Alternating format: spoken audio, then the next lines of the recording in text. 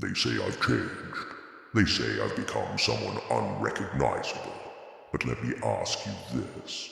Why should I apologize for the devil I have become, when it was the world that made me this way?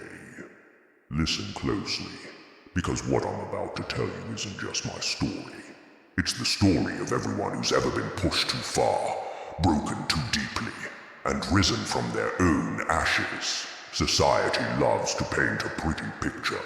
They tell you to be kind, to be patient, to turn the other cheek. But what they don't tell you is what happens when you've run out of cheeks to turn. What happens when your kindness has been mistaken for weakness. One too many times. Let me take you back. Back to the moments that shaped this devil they now see. The friend who smiled to your face while plotting your downfall. The partner who swore forever, only to leave when times got tough. The family member who said, "I believe in you," but acted otherwise. The colleague who took credit for your hard work. The society that preached equality but practiced favoritism. Each betrayal was a lesson. Each rejection was a brick in the wall I built around my heart. Each failure wasn't just a setback, it was a teacher. But here's what they don't understand about devils. We're not born, we're forged. Every time they pushed me down, I learned to get up faster. Every time they closed a door, I learned to build my own doors. Every time they said, "You can't," I added it to the fire burning inside me. You see, pain has a way of teaching you things that comfort never could.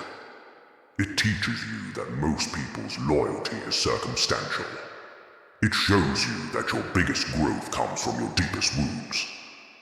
It reveals that sometimes being heartless means you finally learn to protect your heart. Let me tell you something they won't. Success is lonely, growth is painful, transformation is isolating. When you start to rise, the same people who ignored your struggle will question your success. Those who didn't believe in your dreams will call you obsessed. The ones who couldn't break you will call you heartless. But here's the truth about becoming the devil they claim you are. You learn to enjoy your solitude because it's better than toxic company.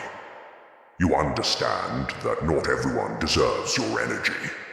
You realize that being called cold is better than being called foolish.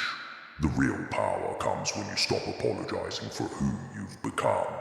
When you embrace your darkness as much as your light. When you understand that your demons weren't born from nothing. They were created by experience. This is what they don't tell you about success. It's not about becoming perfect. It's about becoming complete. It's about embracing every scar, every mistake, every lesson. To those of you watching who feel the devil rising inside you, don't fight it. Don't shame it. Don't apologize for it. Your devil might be the voice that finally says no. The strength to walk away. The courage to put yourself first.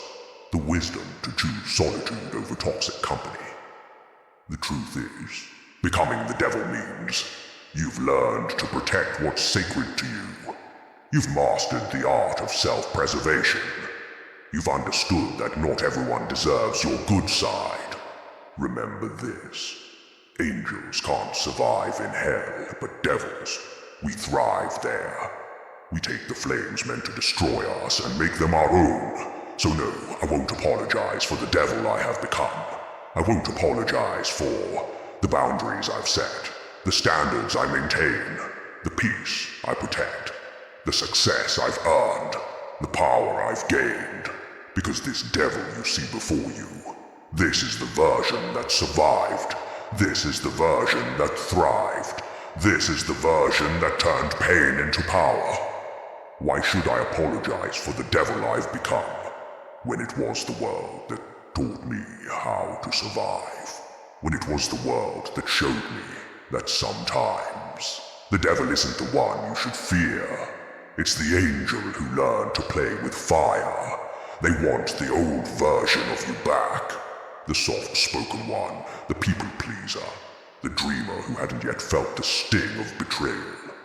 But that version of you is gone, buried under the weight of lies, shattered promises, and 1,000 silent cries no one ever heard.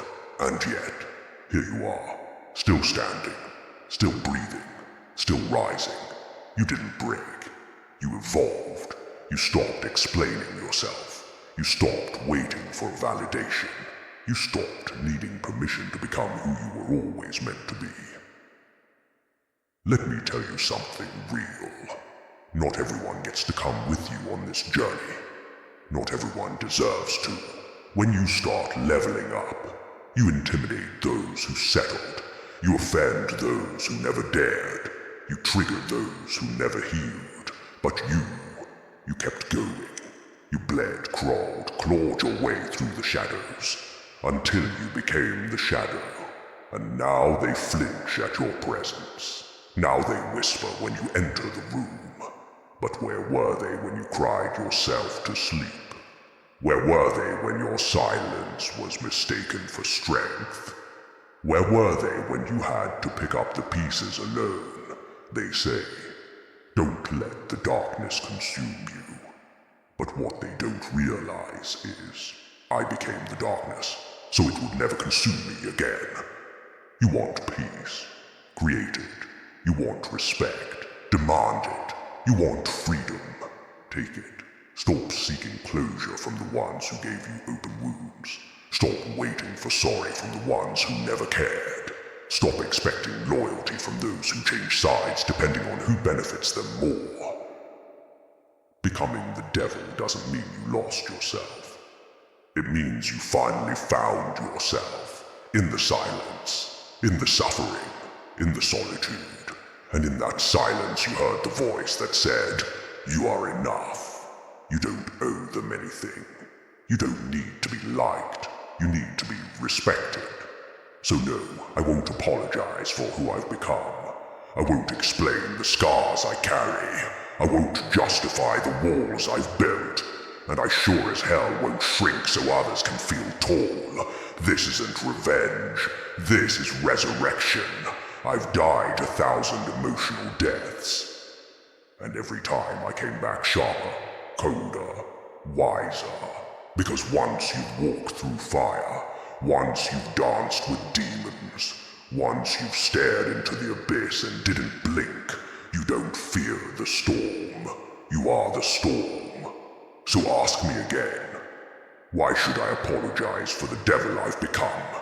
When it was the world that gave me horns, when it was betrayal that gave me armor, when it was pain that carved out my power, I won't apologize. Because this isn't the end of me.